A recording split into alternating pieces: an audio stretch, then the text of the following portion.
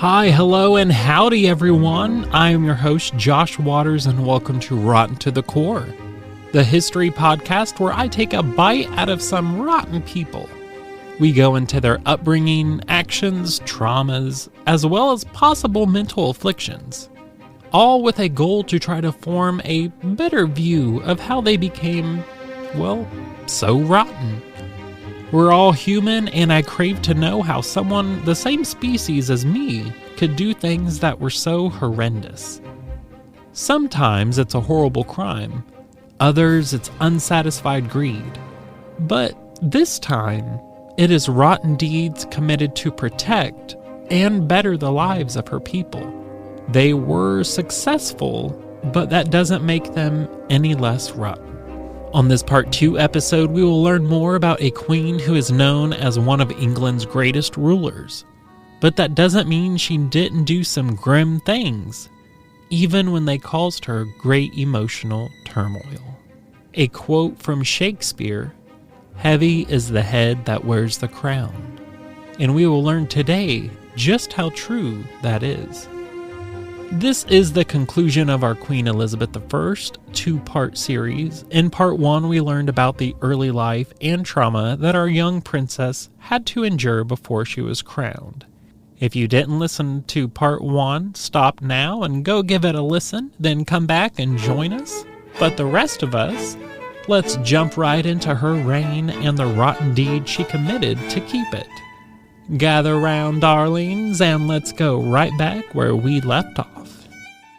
The year is 1559, and Queen Elizabeth Windsor, first of her name, was crowned Queen of England and Ireland. Queen Elizabeth I held her title for 44 years until her death at the ripe old age of 69 in the year 1603. Her reign would be dubbed Britain's Golden Age, and her nicknames included Gloriana, the Virgin Queen, and Good Queen Bess. She was rightfully loved by her people and brought them peace, prosperity, art, culture, and some religious freedoms. She began her time as queen with a kingdom in debt, religious conflicts, and at war with France. She did start off with a bang though, and on her first session of Parliament in 1559, which is their highest legislature, consisting of the Sovereign, the House of Lords, and the House of Commons, Elizabeth demanded for the passage of the Act of Supremacy, which re-established the Church of England that her father, King Henry VIII, implemented, as well as the Act of Uniformity, which re-established a common prayer book. Before those, it was just a Catholic one written in Latin. In a time where the average person could not even read English, you can see how the more difficult and unknown language of Latin could be a dilemma to the, let's say, unwashed masses. Elizabeth decided to take a moderate approach to the divisive religious conflicts in her country, especially compared to her bloodthirsty older sister. "There is one Jesus Christ," she said once. "The rest is a dispute over trifles." That may not seem like a problematic thing to say, especially by today's standards, but at that time, she might as well have just walked right up to the Pope and slapped him across the face. Catholics were completely outraged. They believed she was leading her people to damnation. So dramatic. I ask you this question though. If you were a king or queen, especially in those times, how many people would you allow to be killed so you could keep your throne? Put yourselves in their shoes for just a minute. You believe God personally chose you to rule. You also believe that you are the best person to give your people a good life. They do have prisons, but your enemies have so many allies that you can never be 100% sure who you can trust. Your life is at risk just by keeping your enemies alive. Even though it won't be by your hand, could you yourself condemn someone to death? Usually by an axe to the neck, just FYI. During her time as queen, there are 64 known people who would be killed to keep her position. Rest in peace, Mary, Queen of Scots, who was also Elizabeth's cousin. We love all queens around here. Most of those people killed were martyrs, which is someone killed for their religious beliefs, Catholics who refused her as their queen, some were priests, and the rest were conspirators, traitors, and a failed army captain or two. The most famous of the people murdered was Elizabeth's cousin, Mary, Queen of Scots. Mary was an heir to the English throne through her grandmother, who was Henry VIII's older sister, as well as a devoted Roman Catholic. What could have been a powerful relationship between the two queens was instead a bitter feud that left Mary the loser. It seems that people fighting and dying over religion just is not an issue that's gonna go away anytime soon. Because of Elizabeth, Mary ended up living, in my opinion, quite a sad life. Most of it was spent away from her country in France with her husband, or in prison for 19 years. I will say that she was not in a chamber in a dungeon. She was imprisoned at an estate and still had servants and her ladies with her. Elizabeth was very careful as well as fearful for anything she did to Mary. They were both queens as well as cousins. Elizabeth knew if she did anything too crass, she would face the wrath of the Catholics. But at the same time, she could not allow Mary to be free, for she was too afraid that she would gather more strength and power and try to usurp her throne. Mary did eventually have enough, though, and conspired and almost succeeded in having Elizabeth assassinated in what is known as the Babington Plot. She would have gotten away with it too, but she was betrayed by those she trusted. Her fate was sealed after the correspondence she sent out was found by Elizabeth's extremely trusted and faithful spymaster, Sir Francis Walsingham. After a lot of pressure, Elizabeth very reluctantly signed the death warrant for Mary. And on the 8th of February 1587, Mary, Queen of Scots, was beheaded at Fotheringay Castle in England, further cementing Elizabeth as the God-chosen rightful ruler. The two queens never did meet face to face, but Elizabeth took her death as heartbreaking. She had killed the only other ruling queen, her cousin, as well as upset every Catholic, the Vatican, and Spain. The execution of Mary would play a bigger role than Elizabeth expected, though. It removed any hope King Philip II of Spain had of keeping England Catholic. He saw Elizabeth as a heretic queen, and she had been a constant threat to him and his vision for the future. Not only had she been allowing English privateers, pretty much pirates, to loot from Spanish ships and ports for nearly 20 years without punishment, but she was undermining the work of the Pope, and furthermore, the will of God by allowing Protestants to openly practice. Being a king himself, as we mentioned previously, he thought he was handpicked by God. Just imagine for a second all these royals around the world believing that they were chosen by the God that they worshipped. Just think the way your mind would react to that kind of power.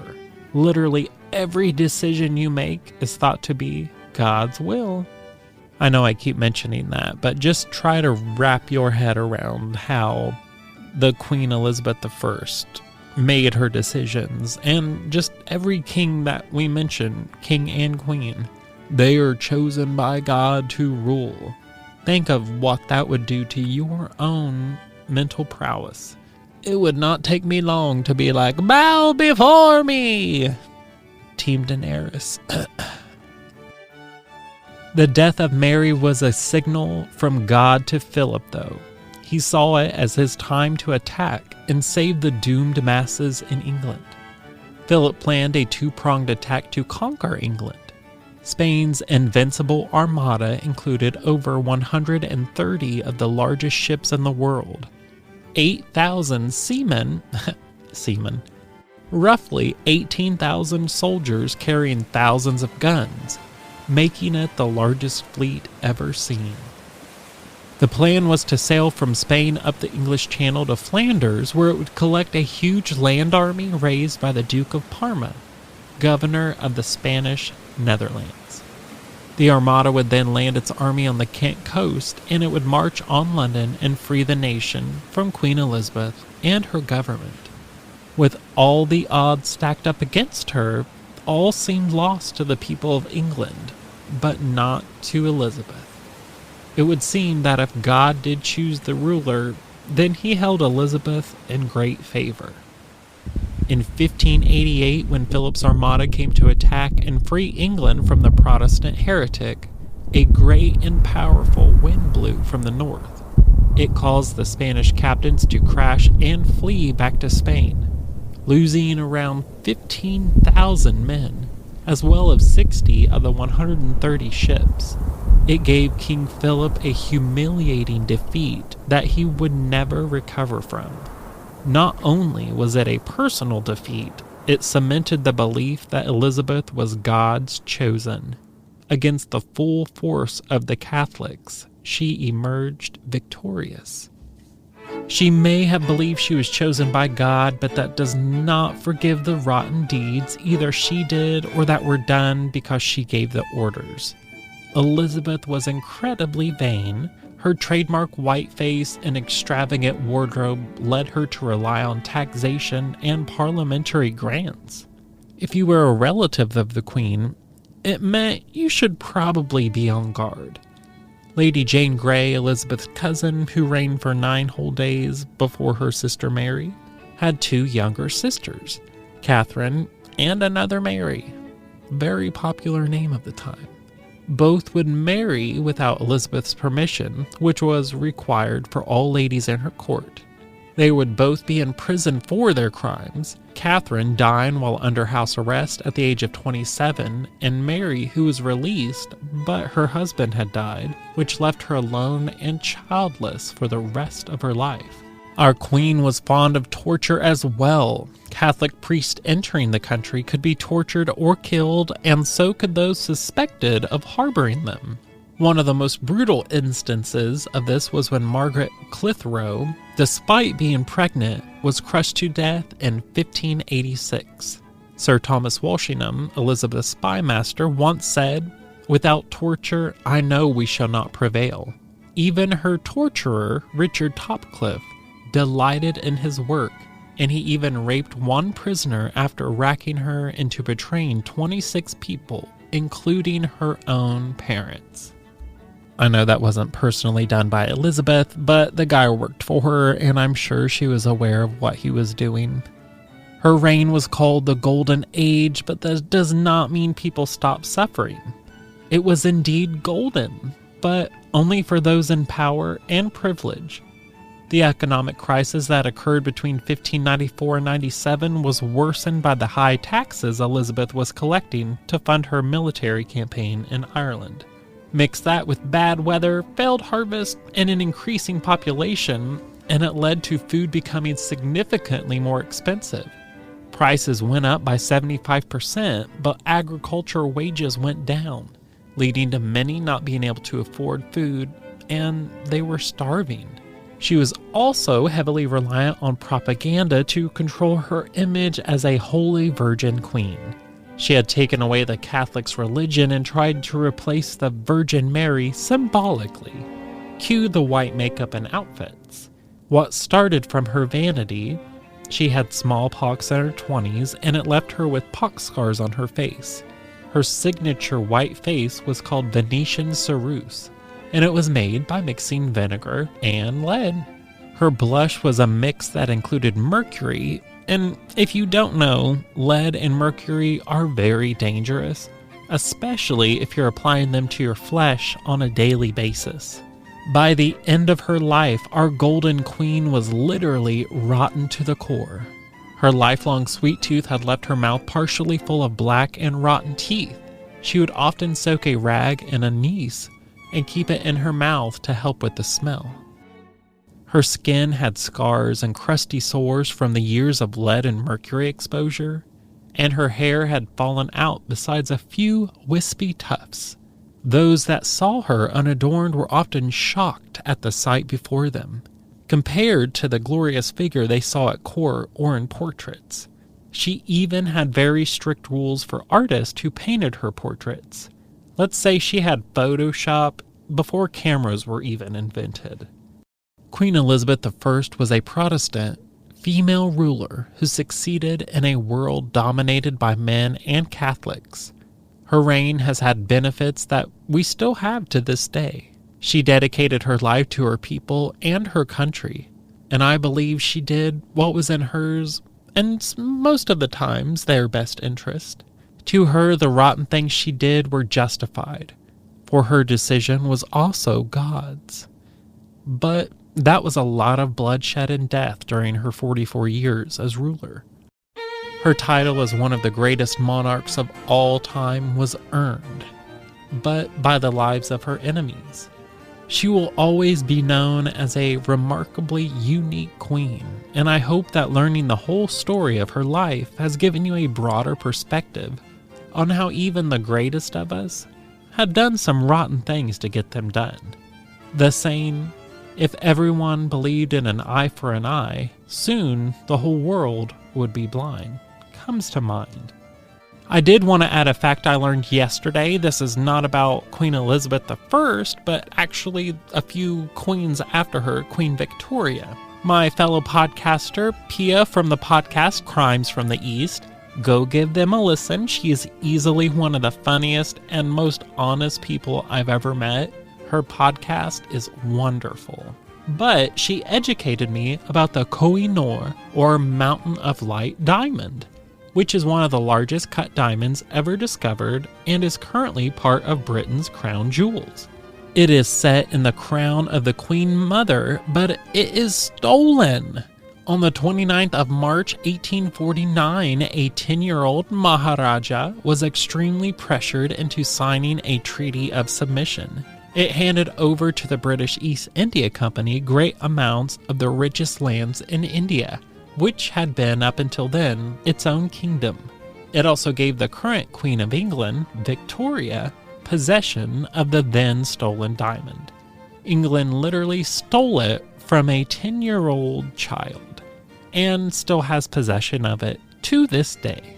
Shame, shame, shame. Well, everyone, this has been our story of the Golden Virgin Queen Elizabeth I. I hope you enjoyed learning with me the rotten deeds committed by her and her people to keep her God-given throne. My obsession with her has been humbled, but it's still there. Just because we like someone does not mean we should overlook the negatives about them. God, I wish I knew that earlier. Could have saved me from a bad relationship or two. You live and learn, live and learn. So go out and make friends out of your enemies today, everyone.